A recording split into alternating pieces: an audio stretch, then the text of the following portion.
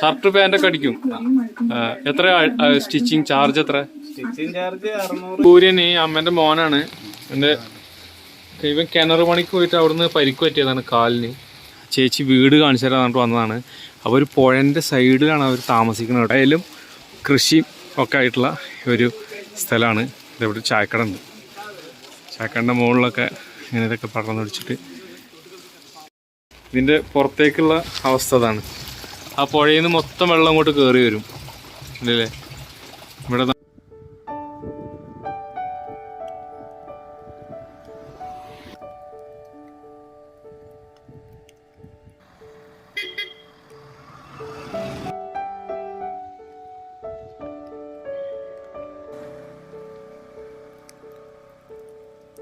രാവിലെ തൊട്ട് നല്ല മഴയായിരുന്നു. അപ്പോൾ ഞാൻ കുറേ നേരം ഇറങ്ങാൻ വേണ്ടി ഇങ്ങനെ മടിച്ചിരുന്നു. പക്ഷേ ഇപ്പോൾ ഞാൻ ഇറങ്ങി. പക്ഷെ പുറത്ത് വന്നതിന് ശേഷം നമുക്ക് ഇന്ന് ഞാൻ കാണാൻ പോകാൻ ഉദ്ദേശിച്ച നാടുകളൊന്നും കാണാനില്ല എന്ന് മാത്രമല്ല, ഈ പ്രദേശം മൊത്തം മഞ്ഞിൽ മൂടി കിടക്കുകയാണ്. മഞ്ഞിൽ പൊതിഞ്ഞ് കിടക്കുകയാണ്. അപ്പോൾ നമ്മളന്ന് പോയാൽ പ്രത്യേകിച്ച് കാഴ്ചകളൊന്നും കാണാൻ പറ്റില്ല. അപ്പോൾ നമ്മൾ വെറുതെ ഇരിക്കാനും പറ്റില്ല. കാരണം ഇപ്പം നമ്മൾ ഇന്ന് എനിക്ക് കുറച്ച് ഡെലിവറി ഒക്കെ ഉണ്ടായിരുന്നു. കഴിഞ്ഞ പ്രാവശ്യം നമ്മൾ തേയിലപ്പൊടി ഓർഡർ വന്നതൊക്കെ ഡെലിവറി കൊറിയർ ഓഫീസ് കുറച്ച് കൊണ്ട് കൊടുക്കാനൊക്കെ ഉണ്ട്. അപ്പോൾ എന്തായാലും ഇറങ്ങിയതാണ്. അപ്പോൾ പോകാൻ വേറൊരു സ്ഥലം പോകാൻ വേണ്ടിയില്ല ചൂസ് ചെയ്തിരുന്നു. അവിടെ പോകാൻ പറ്റും തോന്നുന്നില്ല. ഇപ്പോൾ കാലാവസ്ഥ ഇതാണ്. അതുകൊണ്ട് നമുക്കിന്ന് ജസ്റ്റ് പോയിട്ട് നമ്മുടെ ഗൂഡല്ലൂർ ഭാഗത്തൂടെയൊക്കെ ഒന്ന് പോകുന്നുണ്ട്. അപ്പോൾ നമുക്ക് അവിടെ നിന്നെങ്കിലും ഒരു കണ്ടൻറ്റൊക്കെ കിട്ടുമോ നോക്കാം.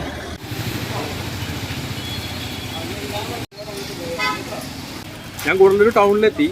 നമ്മുടെ കൊറിയർ സേഫായിട്ട് അയച്ചിട്ടുണ്ട് കേട്ടോ. അതായത് നമ്മൾ അതിനായിട്ടാണ് ടൗണിന് വഴി വന്നത്. അത് സേഫായിട്ട് അയച്ചു. മഴയാണുണ്ടല്ലോ, ഇവിടെ നല്ല മഴയാണ്. ഒരു രക്ഷയില്ല, എവിടെ പോകാൻ പറ്റാത്ത സാഹചര്യം. കുറച്ച് നേരം വെയിറ്റ് ചെയ്ത് നോക്കട്ടെ. മഴ നിൽക്കുകയാണെങ്കിൽ നമുക്ക് പോവാം. പൊടിൻ്റെ കാര്യം ഞാൻ വീണ്ടും വീണ്ടും പറയാമെന്ന് ഞാൻ ഇങ്ങനെ ആവർത്തിച്ച് പറയുന്നതുകൊണ്ട് ആർക്കും ഒരു ആവർത്തന വിരസതയൊന്നും തോന്നരുത്.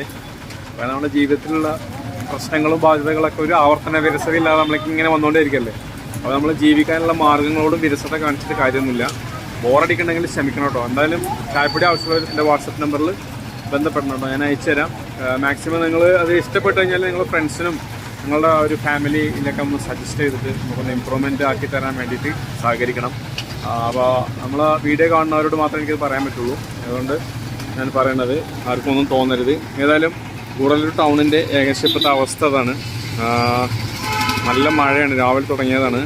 പുറത്തേക്കൊക്കെ പോയി കഴിഞ്ഞാൽ മൊത്തം മഞ്ഞ് മൂടി കിടക്കണം, ഒന്നും കാണുന്നില്ല. ഇവിടെ കുറച്ച് തെളിച്ചൊക്കെ ഉണ്ട്. റൈറ്റ്,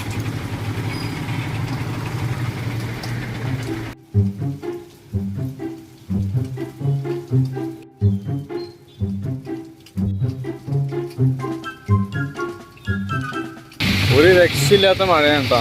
നമ്മുടെ ഗൂഡല്ലൂർ ടൗണിൽ പോലെ പൂവൊക്കെ വെച്ചിട്ടുണ്ട് റോഡ് സൈഡിൽ, നമ്മളെ സുൽത്താൻ ബത്തേരിയിലുള്ള പോലെ. അത് കണ്ടിട്ട് ചെയ്തതായിരിക്കും, അതിൽ ആകർഷകരായിട്ട് ചെയ്തതായിരിക്കും തോന്നുന്നുണ്ട്. രാവിലെ ഞാനിപ്പോൾ സമയം 1 മണിയാണ്. ഞാൻ രാവിലെ വന്നത് 10 മണി 10:30 ആ സമയത്ത് വന്നിട്ട് ഇത്ര നേരമായിട്ടും നമുക്ക് ഇവിടെ നിന്ന് അനങ്ങാൻ പറ്റിയിട്ടില്ല. മൊത്തം മഴയോട് മഴ. ഏതായാലും ഞാനിങ്ങനെ ഇറങ്ങിയിട്ട് ഗൂഡല്ലൂർ ടൗണിൽ കൂടെ ഒക്കെ ഒന്ന് നടക്കാം. കുറേ ദിവസമായി ഗൂഡല്ലൂർ ടൗണിൽ ഇങ്ങനെ വന്നിട്ട് ഒന്നിങ്ങനെ നടന്നു നോക്കാം. ചായ എന്തെങ്കിലും കുടിക്കാം അവിടെ കയറി.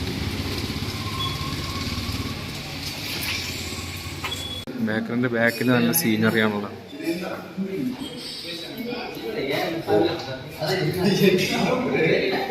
മഴയിൽ നനഞ്ഞ് കുതിർന്ന് കിടക്കണം കൂട്ടല്. മഴ തകർക്കുന്നുണ്ട് കേട്ടോ.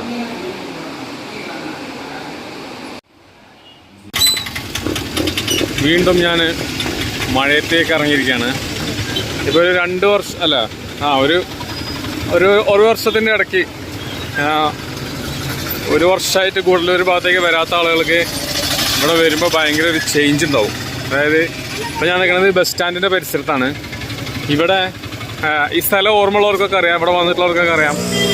ഈ ബസ് സ്റ്റാൻഡിൻ്റെ പരിസരത്തായിട്ട് ഇവിടെ ഈ ഭാഗത്തായിട്ട് 2 വലിയ മരം ഉണ്ടായിരുന്നു.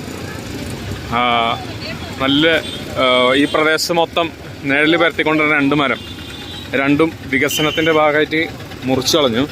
വികസനം എന്താണെന്ന് വെച്ച് കഴിഞ്ഞാൽ അപ്പുറത്തെ ബസ് സ്റ്റാൻഡ് ഇപ്പുറത്തേക്ക് ഇത് പുതുക്കി പണിതിട്ടുണ്ട്. ഇത് പഴയ വർക്ക്ഷോപ്പാണ്. അപ്പോൾ ഇതിൻ്റെ തൊട്ട് പുറകുവശത്തേക്കായിട്ട് ഇപ്പോൾ ഈ വർക്ക്ഷോപ്പും അതുപോലെ തന്നെ ബസ്സിൻ്റെ ലോങ് സർവീസ് ബസ്സുകളൊക്കെ താഴെ കൊണ്ടുപോയി നിർത്തിയിരുന്ന ഒരു സാഹചര്യമുണ്ട്. അപ്പോൾ അതിൻ്റെ താഴേക്കാണ് പോണത്. ഇവിടെ മൊത്തം ആദ്യത്തെ പഴയ വർക്ക്ഷോപ്പായിരുന്നു. വർക്ക്ഷോപ്പ് ഇത് ബസ് സ്റ്റാൻഡിനോട് അങ്ങനെ ബന്ധിപ്പിക്കും. അപ്പോൾ അതിൻ്റെ പണികൾ ഇവിടെ നടന്നുകൊണ്ടിരിക്കുന്നുണ്ട്. അതാണ് ഇപ്പോൾ ഇവിടെ ഗൂഡല്ലൂരിൽ വന്നിട്ടുള്ള മാറ്റം. മധുരൈ പോകുന്ന ബസ്. ബസ് സ്റ്റാൻഡിൻ്റെ അവസ്ഥയൊക്കെ ഏകദേശം ഇങ്ങനെ തന്നെയാണ്. മഴയത്ത് കണ്ടില്ലേ ബസ് സ്റ്റാൻഡിൻ്റെ അകത്തെ ആളുകൾ കയറിയിരിക്കണം. ഇനി ആ പുറകുവശം ഈ ബിൽഡിങ്ങും തട്ടി ആ ഭാഗത്തേക്ക് അങ്ങനെ ജോയിൻ്റ് ആയി കഴിഞ്ഞാൽ അത്യാവശ്യം സൗകര്യം ഉണ്ടാവും ഇവിടെ. അതാണ് ഇപ്പോൾ ഗൂഡല്ലൂരിൽ ഈ അടുത്ത കാലത്ത് വന്നിട്ടുള്ളൊരു മാറ്റം. മഴ പെയ്ത് കഴിഞ്ഞാൽ ഇറങ്ങി നടക്കാൻ പറ്റാത്തൊരു സ്ഥലമാണ് ഈ ഗൂഡല്ലൂർ എന്ന് പറയുന്നത്. ബസ് സ്റ്റാൻഡിൻ്റെ അകത്തൊക്കെ വെള്ളം കെട്ടി നിൽക്കുന്നുണ്ട്.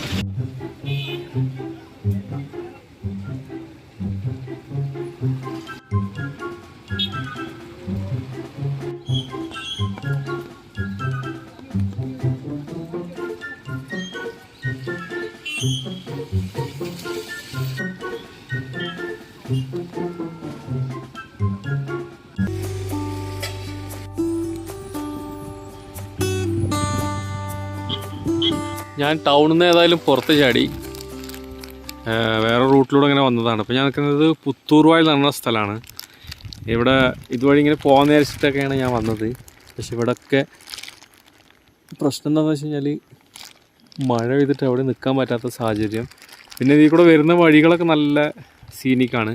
പക്ഷേ എനിക്ക് ഹെൽമെറ്റിൽ ക്യാമറ വെക്കാൻ പറ്റില്ല. മഴ പെയ്തുകൊണ്ടിരിക്കുന്നതുകൊണ്ട് ക്യാമറ ഓൾറെഡി പൊട്ടിപ്പൊളിഞ്ഞ ക്യാമറയാണ്. അപ്പോൾ വെള്ളം പെട്ടെന്ന് അകത്തേക്ക് കടന്നു കഴിഞ്ഞാൽ അതും ഞാനതൊന്നും ഷൂട്ട് ചെയ്തിട്ടില്ല. ഏതായാലും ഇവിടെ അങ്ങനെ വന്ന് നിന്നു. മുമ്പോട്ട് പോയി കഴിഞ്ഞാൽ പുത്തൂർ വയൽ എന്ന് പറഞ്ഞ സ്ഥലത്തിൻ്റെ ചെറിയൊരു അങ്ങാടി ഉണ്ട്. അങ്ങോട്ട് പോയി നോക്കാം. അവിടെ വീതി കുറഞ്ഞൊരു റോഡാണ്. ഇപ്പോൾ 2-3 വലിയ ടോറസ് ലോറി ഇതിലൂടെ പോയി. അപ്പോൾ ബൈക്ക് നിന്നിട്ട് പോലും അതിന് പോകാൻ പറ്റുന്നില്ല, അത്രയ്ക്ക് വീതി കുറവാണ്. ഇപ്പം നമ്മൾ പുത്തൂർ എന്ന് പറഞ്ഞ സ്ഥലത്തുള്ള ചെറിയൊരു അങ്ങാടിയിലെത്തിയിരിക്കുകയാണ്. അവിടെ ഒരു സ്കൂളുണ്ടോ, അടിപൊളി സ്കൂളുണ്ട്. ചെറിയൊരു ഓട്ടോറിക്ഷ സ്റ്റാൻഡ് ഉണ്ട്. അപ്പുറത്തൊരു ബസ് വെയിറ്റിംഗ് ഷെഡ് ഉണ്ട്.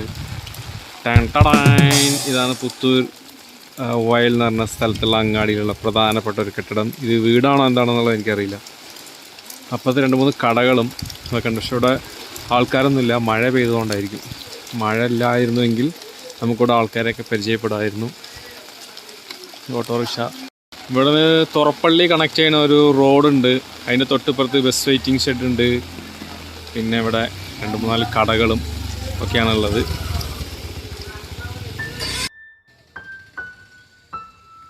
ബസ് വരുമോ? രാവിലെ മാത്രമേ വരുള്ളൂ. എവിടെ പോകുന്ന ബസ്സാണ് വരിക? മണ്ണുവയൽ പോകുന്ന ബസ്സല്ലേ? ഇങ്ങനെ വന്നിട്ട് മണ്ണുവയൽ പോയിട്ട് തിരിച്ചുകൊണ്ട് വരും. അപ്പം നിങ്ങളെല്ലാവരും മണ്ണുവയലിലേക്കാണോ പോവുക, ഗൂഡല്ലൂർക്കാണോ പോവുക? ഓരോ ആവശ്യങ്ങൾക്ക് ഗൂഡല്ലൂർ പോവും. നിങ്ങൾ കൃഷി ചെയ്യണ ഒക്കെ അല്ലേ? അപ്പോൾ നിങ്ങൾ കൃഷി ചെയ്യണ ഉൽപ്പന്നം ഇതൊക്കെ അവിടെ കൊണ്ടുപോയി വിൽപ്പന നടത്തുക? ഇവിടെ വന്ന് എടുത്തിട്ട് പോകൂല്ലേ?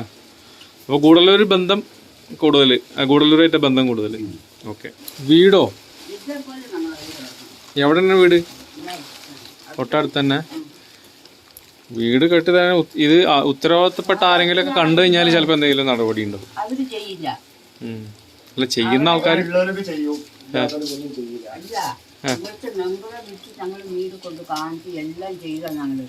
ഇവിടുത്തെ മെമ്പർ ആരാ? വർഗീസ്. അപ്പോൾ നിങ്ങളതിൽ ആർക്കും വീട് കിട്ടിയിട്ടില്ല?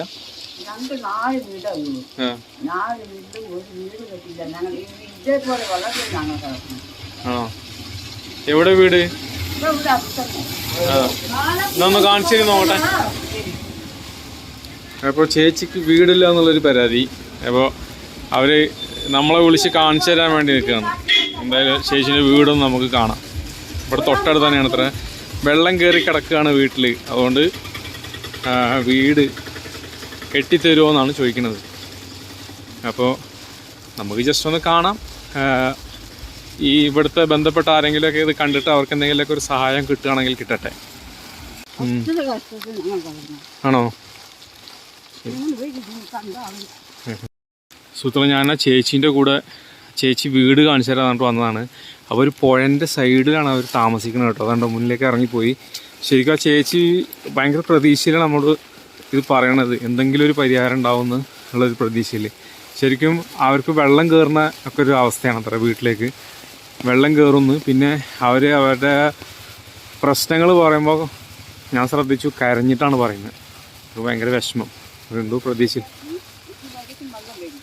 എത്രയും ദൂരം വെള്ളം വരും? ഓ, വെള്ളത്തിലൂടെ നടക്കണ. ശരി.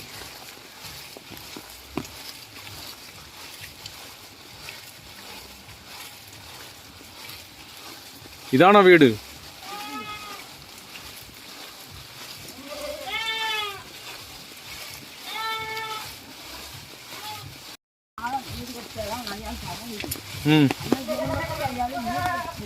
കെട്ടി തരുന്നില്ല. ഓഹോ.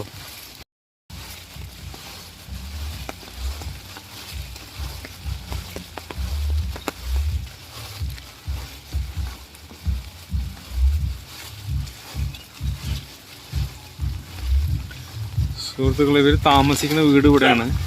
മൊത്തം വെള്ളം കയറുന്ന ഒരു അവസ്ഥയാണ് അത്ര ഇവിടെ ഉള്ളത്. അപ്പം നമ്മളെ കാണിച്ചു തരാൻ വേണ്ടി പോകുന്നതാണ്.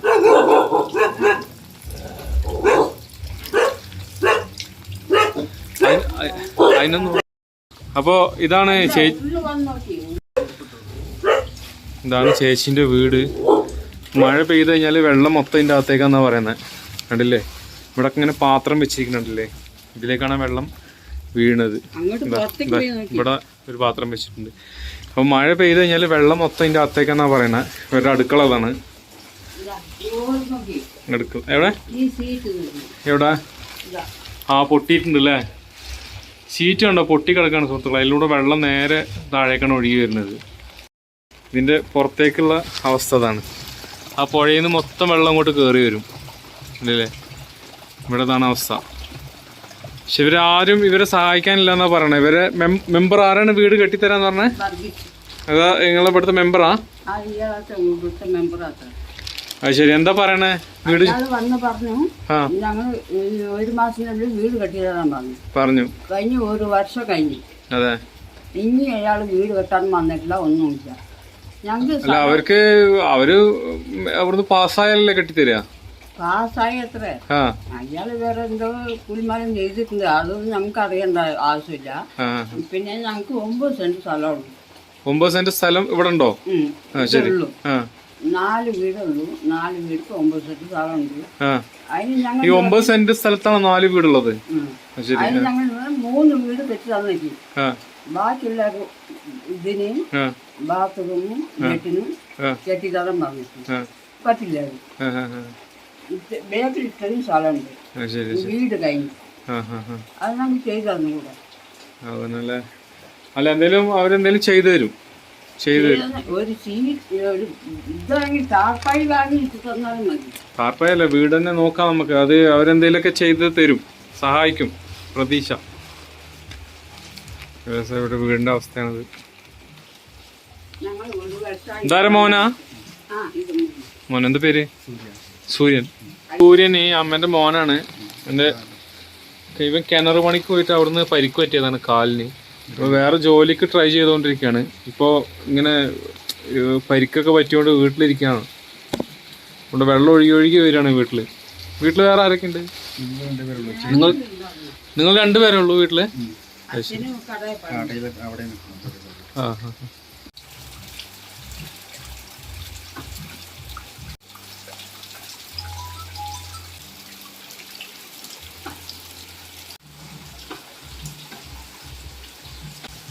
മഴയത്ത് ഭയങ്കര ബുദ്ധിമുട്ടല്ലേ? മഴയത്താണ് ഭയങ്കര കഷ്ടത്തിൽ ഞങ്ങൾ അയാൾ ഒന്നും ട്രീറ്റ്മെന്റ് എടുക്കുന്നില്ല. അയാൾ വന്ന് കണ്ടുപോയി. കഴിഞ്ഞ കൊല്ലം അയാൾ വന്ന്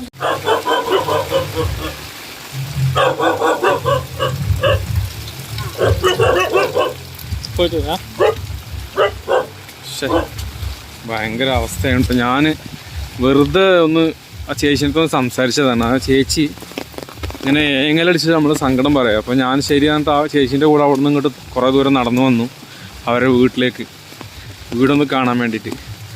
അപ്പോൾ ആർക്കെങ്കിലുമൊക്കെ ഈ ഇവിടുത്തെ ബന്ധപ്പെട്ട ആളുകളെ കണക്ട് ചെയ്ത് ഇതിന് തീരുമാനം ഉണ്ടാക്കി കൊടുക്കാൻ സാധിക്കുമെങ്കിൽ സാധിച്ചു കൊടുക്കുക. അതിനെന്താ തടസ്സം എന്നുള്ളത് അറിയില്ല, ആ വീട് നിർമ്മിച്ചു കൊടുക്കണതിന് എന്താ തടസ്സം എന്നുള്ളത് അറിയില്ല. അതുകൊണ്ട് ഇവിടെ ഈ പുഴയാണിത്. വെള്ളം നല്ല മഴ ഒന്ന് ആഞ്ഞ് പെയ്ത് കഴിഞ്ഞാൽ ഈ വെള്ളം മൊത്തം ഈ വീടുകളിലൂടെ കയറി വരും. അപ്പോൾ അവരുടെ വീട് കിടക്കുന്ന അവസ്ഥ ഉണ്ടല്ലോ, ഇവിടെ നല്ല പുഴയാണ്, ഇതിലൂടെ വെള്ളം കയറി ആ വീട്ടിലേക്ക് വരും.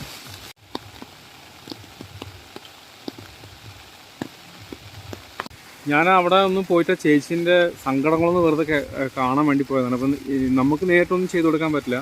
പക്ഷേ ഇവിടുത്തെ ഈ ബന്ധപ്പെട്ട ഭരണകർത്താക്കൾ ആരെങ്കിലും ഒന്ന് ബന്ധപ്പെട്ട് അവർക്ക് എന്തെങ്കിലുമൊക്കെ ഒരു സഹായം ചെയ്തു കൊടുക്കണം. ഭയങ്കര ദയനീയാവസ്ഥയാണ്.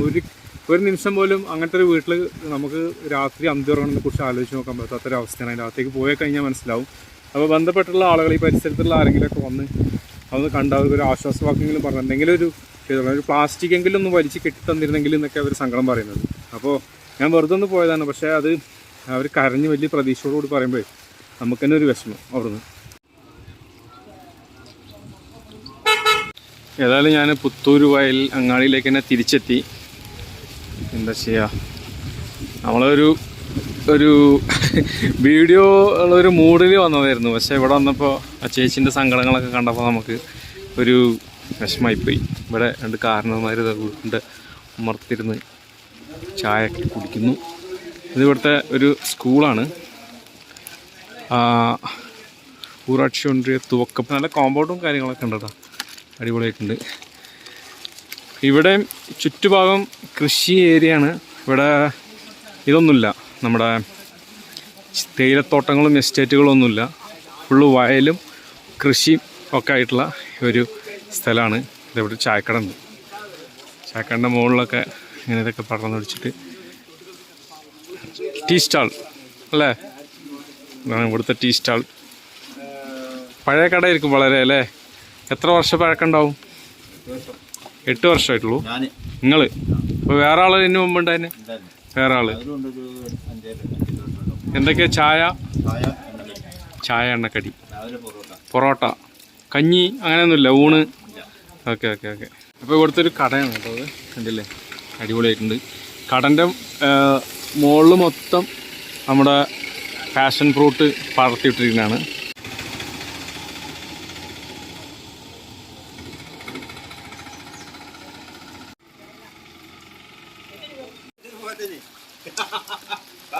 Passion fruit tailor കടയാ?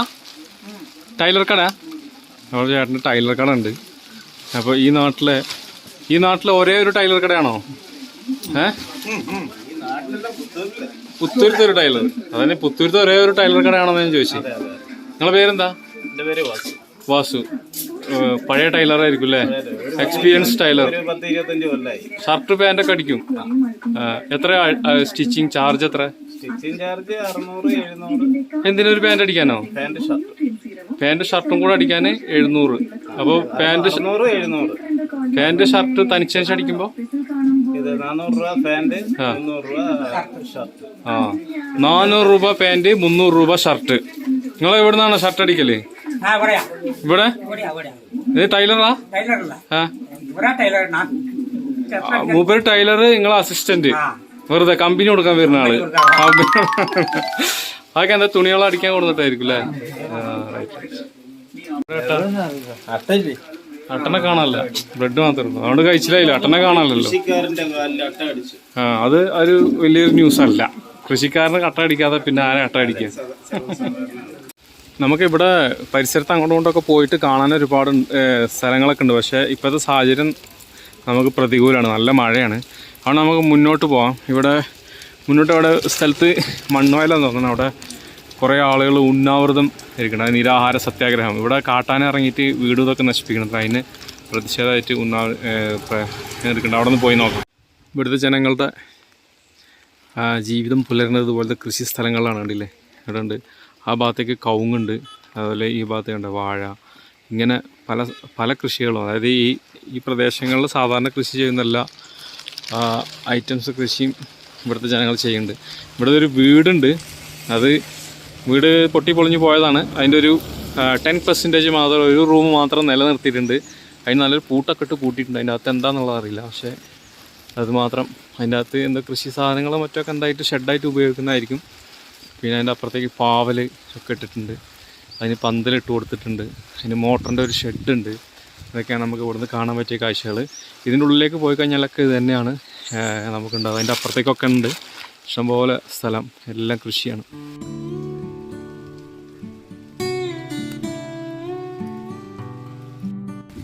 നമ്മുടെ ക്യാമറ സ്വിച്ച് ഓഫ് ആണ്. ക്യാമറ മീൻസ് ഞാൻ മൊബൈലിലാണ് ഷൂട്ട് ചെയ്യുന്നത്. അവിടെ കുറച്ച് ഇതിപ്പോൾ കുറവായിരിക്കും.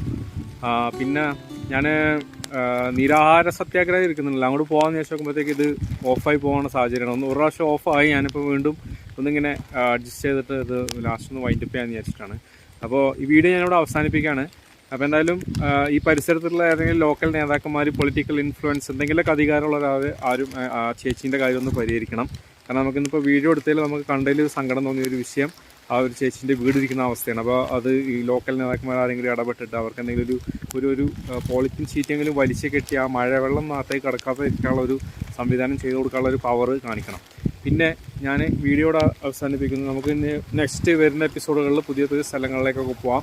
അപ്പോൾ എല്ലാവരും സപ്പോർട്ട് ചെയ്യുക. നമ്മുടെ തേയിലപ്പൊടീൻ്റെ കാര്യം അതുപോലെ തന്നെ മറക്കണ്ട. ആവശ്യക്കാരൊന്ന് സപ്പോർട്ട് ചെയ്ത് തരണം. ഒന്ന് വാങ്ങിച്ച് നോക്കാൻ നല്ല പൊടിയാന്നുള്ള അഭിപ്രായങ്ങളൊക്കെ വരാൻ തുടങ്ങിയിട്ടുണ്ട്. അപ്പോൾ എല്ലാവർക്കും ഇഷ്ടപ്പെടുമെന്നുള്ളതല്ല, പക്ഷേ മാക്സിമം ആളുകൾക്കും കുഴപ്പമില്ല എന്നുള്ളൊരു അഭിപ്രായമാണ്. അപ്പം അത് തീർച്ചയായിട്ടും ഒരിക്കലെങ്കിലും വാങ്ങിച്ച് നിങ്ങളൊന്ന് ഒന്ന് ടേസ്റ്റ് ചെയ്ത് നോക്കണം.